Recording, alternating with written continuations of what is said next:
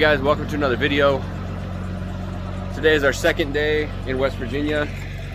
Yesterday was awesome. Had a great track day. It was a wonderful facility to drive at. Super fun track.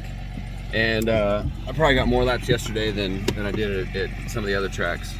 Just because my car was dialed. It was feeling really good and burned a ton of tires yesterday because it was a third gear full throttle track most of the whole way. Today we're at the same facility but a different track at that facility. So this is supposed to be a little bit tighter. Maybe not as fun, but it's going to be better for tandem. And I didn't get a lot of tandem yesterday because I was just having so much fun driving solo laps that today I'm hoping just to get a bunch of cool tandem stuff and practice transitions and all that, kind of get dialed with those comfortable bumper to bumper rear scraping transitions. We're heading out to the track right now. I'm in this wonderful BMW M3, beautiful machine. All the luxury. And the European engineering. Fielding and me found out yesterday that this is probably the most used driftweek car. Because, yes, you just drove it all the way across country. Well, because you are, together with Fielding, the only person, and Rudy, that have done all the drift weeks. Yes. I haven't done the first one. But you have a different car every time. Yes, that's true. Rudy has a different car this time, and Fielding doesn't have his own car. So the only person who's done 4 in the same car is me. We found out. Like, I did the math. That's a good point. So that's kind of weird. This is, I think, the most used driftweek car. Maybe not the most. Well, I've done a lot. And you've had relatively few problems. The last time we had no problems. The first one I had an oil line only. You did a radiator and fan. That was like in Oregon. 3. Okay. That was when the radiator got hit by one of the blades of the fan came off. Oh, okay. And it went in the radiator. And on Driftweek 3, I also lost the bearing for the. I'll navigate. The bearing for the main shaft, like the one that holds it, was starting to make a noise, so we had to do that. Apart from that, Driftweek 4, 0 problems. Driftweek 5, 0 problems so far. Knock on wood, there's no wood in this car. These tires flat spotted. These are the tires I drifted on. Yeah. This car's impressively amazing. It's a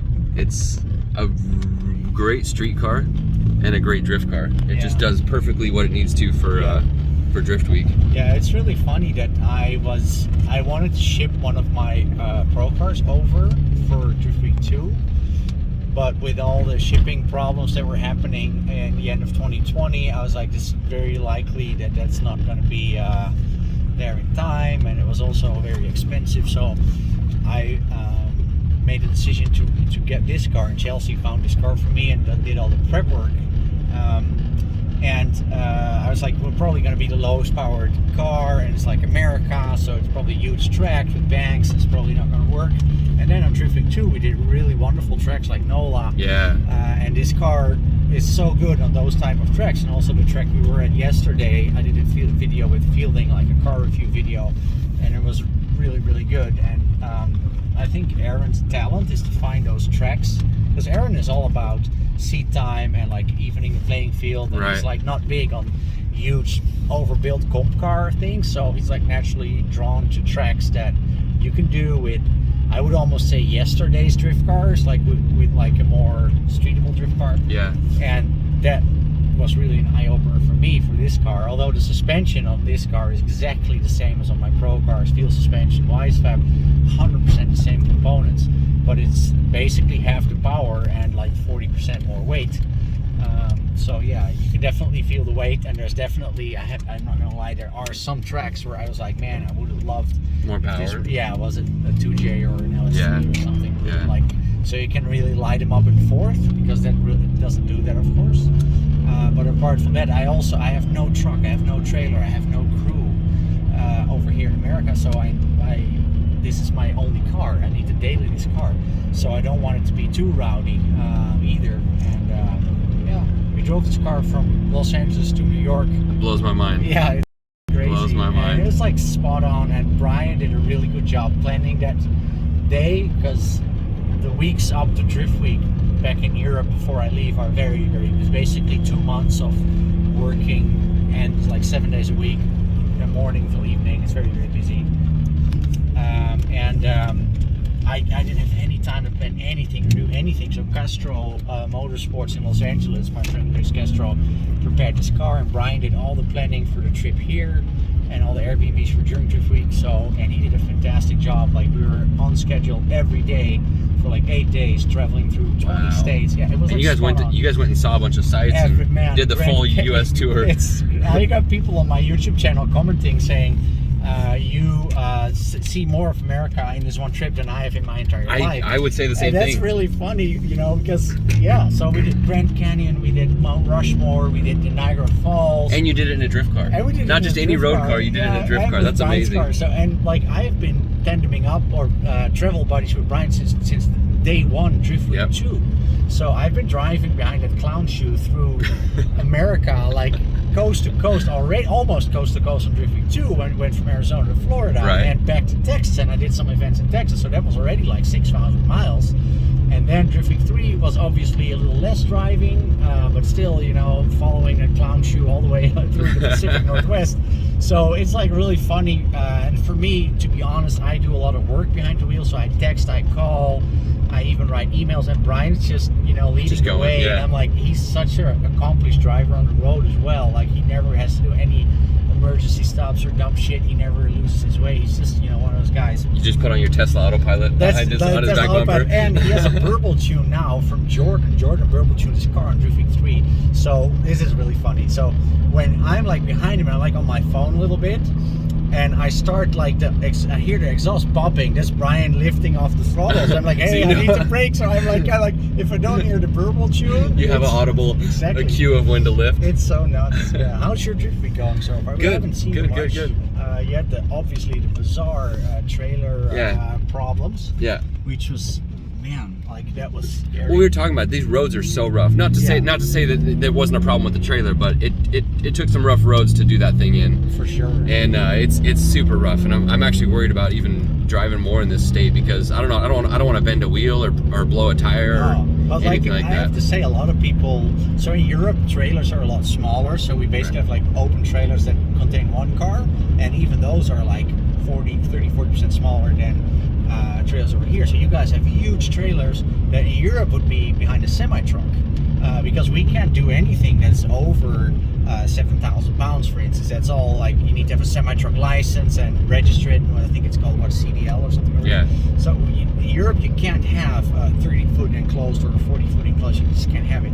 And I see a lot of my American friends that I follow online, of course, and everybody has blowouts on tires and breaking axles, and it doesn't matter if it's like in Texas or anywhere. Like, everybody has like these stories where FD teams even with brand new trailers.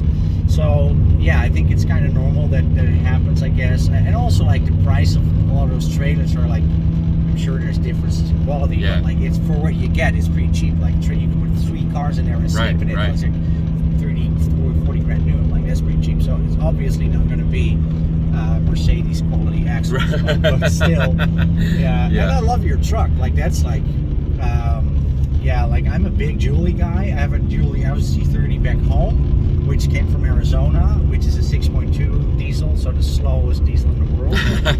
But I love that truck. It's so simple. And I think Julie's, to be perfectly honest, where I live in Amsterdam, there's a lot of people with money, so there's a lot of 911s and Aston Martins and stuff, and I don't look at them twice. When I see a Julie, I'm like, man, so visually, Julies are so cool. And your truck, this is one of the best looking trucks, but I always had in the back of my mind, the power stroke's difficult to work on. And like, I'm a big inline 6 guy, obviously, with this car. And the Cummins, like, so I had this idea. I actually have that motor back home. The Cummins? It's up in my seat, but I've had like many of my own road car projects, so I have like a lot of stuff that I still want to do in my road cars, and I just don't have the time for it. One of them is the Cummins in the C30, because in Europe those things come in the little distribution semi-truck, so there's the little semi-trucks that they use in the cities. We have a truck manufacturer called DAF in the Netherlands, and they make a lot of semi-trucks, and they use that Cummins in their trucks in the 90s and the zeros. So you can get those motors in Europe as well, and they're really good, and I really like simplicity. And I didn't even realize that you could run them on all the things you run it at. Like, that's nuts. But I love that, and you're totally right to do it. It doesn't even smoke. It obviously smokes a little bit. Yeah. I expected it to A lot. Yeah. It smells pretty bad though. Yeah, but you know, on the other hand, but this is, I have to say, like, if you talk about sustainability and stuff, like, these motors will power the world for ages, and true. you could run them on biodiesel as well if you wanted to. I gotta stop and navigate. Stop and navigate. Yep. All right, we're gonna go hit the track. Well, we're gonna go get some food and hit the track. I could talk to WoW all day long, but I gotta turn off my phone and navigate. So we're driving through the pits at the track, and Wout's not happy that there's so many trailers here. There's more trailers here than in FD. Over here in Chelsea. There's trailers everywhere. Hello, Frederick Oslo. How are you guys doing? Man, FD is really professionalized. The trailers that people have in FD now, look at this. It's nuts. This isn't Drift Week. This doesn't FD count. Week. Yeah. Where's Brian?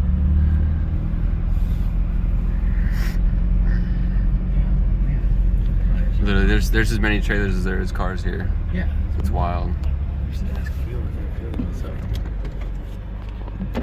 We are back at Summit Point. It's hot and sweaty again. Today is shaping up to not be such a great day for driving. This track is not that fun looking. I personally haven't done any laps. I sent the boys out to do some laps in the car, and I'm just working on mounting tires and getting things prepared for the next visit, next track. But we're kind of debating maybe not going to Thompson and just taking off straight to Florida.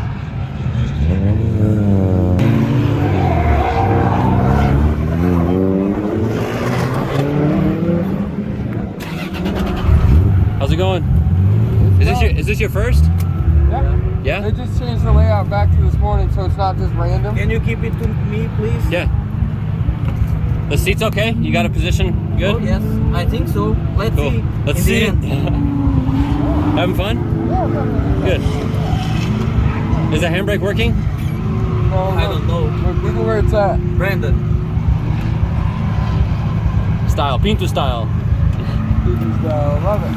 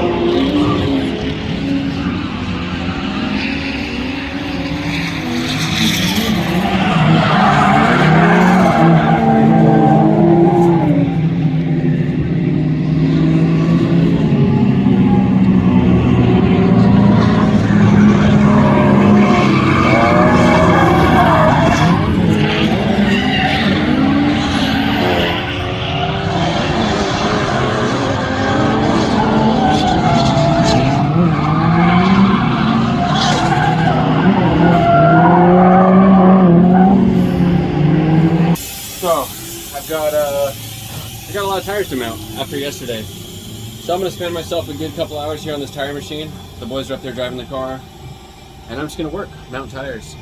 I don't think anybody knows me well enough to know that I actually really enjoy doing tires. I know it's hard work, I'm sweating right now and stuff, but like it's therapeutic to me to mount tires. So if you've ever paid me to mount tires for you, just know that I'm enjoying it and taking your money at the same time. So win-win for me. So like I told you guys, I told Kelly and Pinto, I was like, hey, you guys are welcome to drive my car. Hey, go drive my car. Hey, my car's there. It's ready to be driven. Hey, go drive it. Look, it's right there. Just put the key in it, start it, and go drive it. It's ready. No? Okay. So I've just been slaving away doing tires, and I decided, you know what? Kelly drove the car. Pinto drove the car. How about Wout drives the car this time? Wow. I want to see what he thinks about it. A real driftweek car. A real. You say that, but we're the ones driving on the trailer. Oh yeah? Yeah.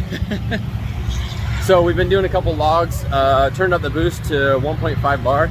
and the fuel pressure drops and it goes lean. So that's a problem we're trying to sort out right now to see what's going to happen with that.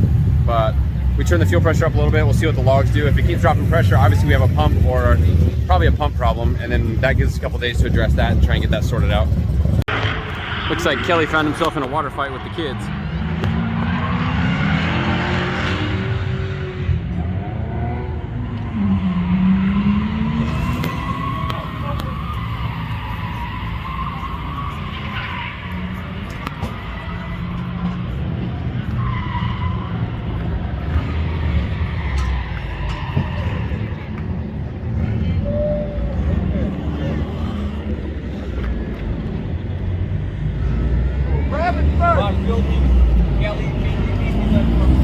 Yeah. I'm an adult and I don't like this. I don't want any part of this. Look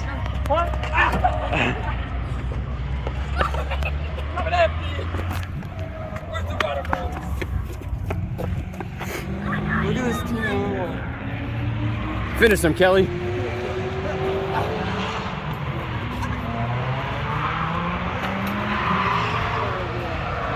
How'd you get involved in that? Get your kids. Get your kids. Get your damn kids. Good morning, guys. Unfortunately, this is our last day of Drift Week. And I say unfortunately because the trip is not actually over. But it is for us. Now let me explain. The next track is called Thompson Motorsports Park. Or Thompson, whatever the name is.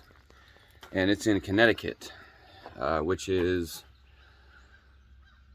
about 4 hours north of Englishtown. Englishtown is where we left all the other stuff, Denofa's cars and everything we need to put on the truck and trailer in order to be ready to leave the trip. Now we have to be in Florida for clutch kickers on Thursday night.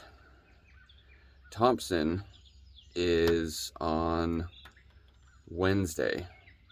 So from Thompson to Freedom Factory is 22 hours driving. So if we drive on Wednesday and then pack up by the end of the day, 5, 6, 7 o'clock when we leave the track, that's 22 hours of driving to go, all the way down the East Coast. And that leaves us 28 hours to get there or so with any sort of real sleep.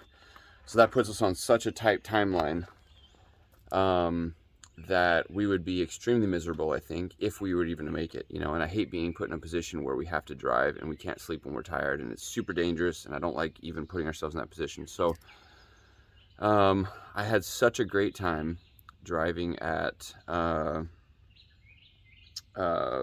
Shenandoah circuit that I thought, why don't we just leave on a high note? I'm really, really excited. I had such a great time in the car. The car's feeling amazing, and I've learned in my experience that that's when you call it quits. Like, as far as you had a great day. For me, I told you guys this trip was me prepping the car for clutch kickers, because that's my main focus, is wanting to do well at clutch kickers. I felt like I was so in tune with the car. The car's ripping. It needs a little bit of work right now. Nothing major, but just like a little bit of fuel system mods and some stuff to get it, so we can turn the boost up safely. But as far as like, being in tune with the car, I'm there. So I didn't want to push my luck, go to Thompson, have a good time, then break the car, then we literally have no time, and then ruin the whole drift, the clutch kickers experience for me, and not be ready to go down there. So all that being said, we decided we're just going to take a couple days, make the trip smooth, get down there early so we can do those fuel system mods, make sure the car's 100%, do some remote tuning, and be ready to go for clutch kickers, and be rested, and probably even spend a day on the beach. So that for me is way more appealing than going to Thompson for one day. I kind of have FOMO. I feel like I'm going to be seeing all the videos and wish I would have gone to Thompson, but I just don't think we can make it happen realistically on this trip. So unfortunately, this is our last day of Drift Week. It's kind of a somber mood for me because I love Drift Week. I love hanging out with the boys. I love being part of the trip, and I think I'm gonna miss out this last day or two on the trip, but I feel like that's the more reasonable, responsible decision if we're gonna really be serious about clutch kickers. So as far as the car goes, we turned the boost up yesterday. So yesterday I don't have a lot of footage from. I didn't drive a lot yesterday. I think I took 2 laps. I let the boys take the car out and had them do some data logs so we could see what was going on. And when we turned the boost up, it was ripping. It was super fast. We got it up to 1.5 bar, but the fuel pressure was dropping. So we either have a problem with the fuel pump, the fuel filter again, if you guys saw the other video where we had the fuel filter go sideways and like not provide pressure properly, or it could be something with the fuel pump or the fuel pressure regulator. So I got those parts on order so we can mess with that and see if that fixes it. But after installing those parts, we're gonna have to pull some more logs and make sure that's what's wrong. So today's just a travel day. We're driving from West Virginia here back to Englishtown. First things first, we gotta pick up the trailer. We kept it at the track last night, and then we can go all the way over to Englishtown, load the trailer, get all the rest of the stuff, and then we're gonna start heading south down the East Coast. I imagine today's gonna be an expensive toll day. I know when you get around this area, there's no way I could avoid tolls with the with Google Maps. So I know we're gonna hit some tolls with this heavy load, 5 axles. So East Coast stuff. Let's roll.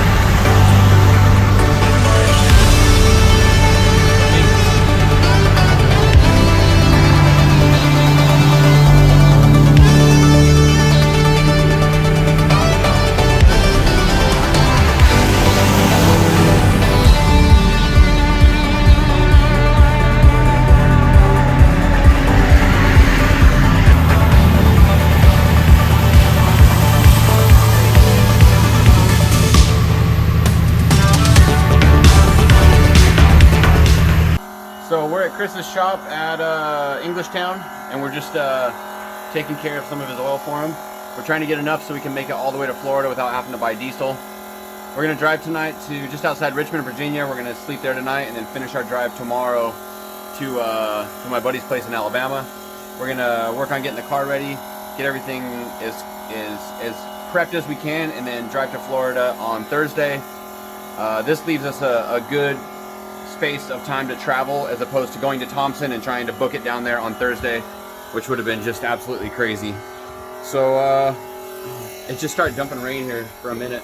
Luckily we were able to avoid that because we were under the awning here taking care of this. But we got the trailer all loaded, we got Denofa's cars on, we got everything strapped down, ready to go. So once we're done pumping oil, we're gonna hook up and go.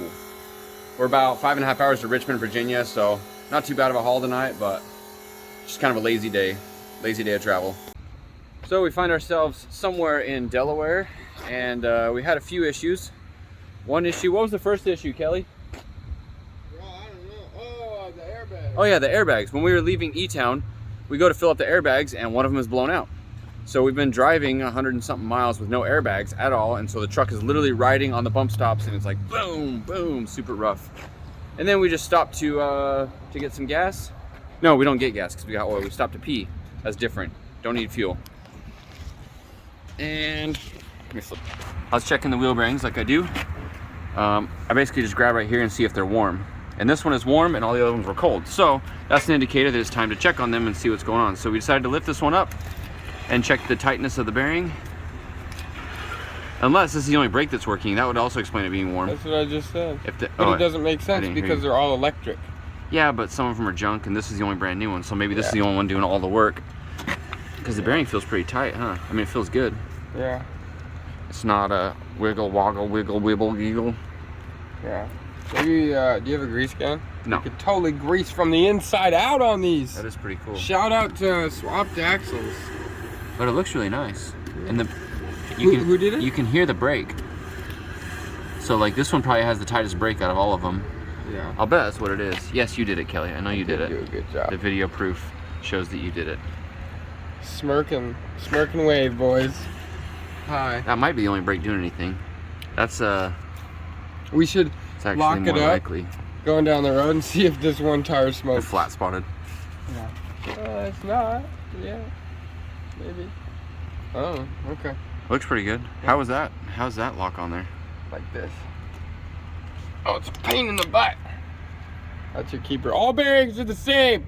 Every axle's the same. Every bearing ever made is the same. Who said that? Some idiot. Yeah. It is though. Look how the same it is like the other ones. Look how the same it is. Like, yeah, that's quote of the year. Who's the idiot that spent $8 on a grease cap? It's $7.99. Oh, okay. That's a good deal. It's a great deal. Good. All right, back on the road. All right, guys. I'm sad to say that the daily Drift Week videos are over. We are officially on our way down south to Florida to make it to Clutch Kickers. We had a great time on Drift Week, but it's time to move on to something else. Car is pretty much ready to go. We got to do a little bit of work to the fuel system, but we'll do that as soon as we get to Florida. So thanks for watching these Drift Week videos, guys. Stay tuned for more. From here on out, we're going to the Clutch Kickers side of things. We're going to win. We're not going to Clutch Kickers. We're going to the Clutch Kickers side of videos, and we're going to win Clutch Kickers. That's the plan. Got to make it happen. The car's good. I'm feeling good. All we got to do is put those two things together and do a great job. Thanks for following along. If you haven't yet, please subscribe to my channel. Put a lot of effort into this content. My wife does as well, and I just want to see the channel grow.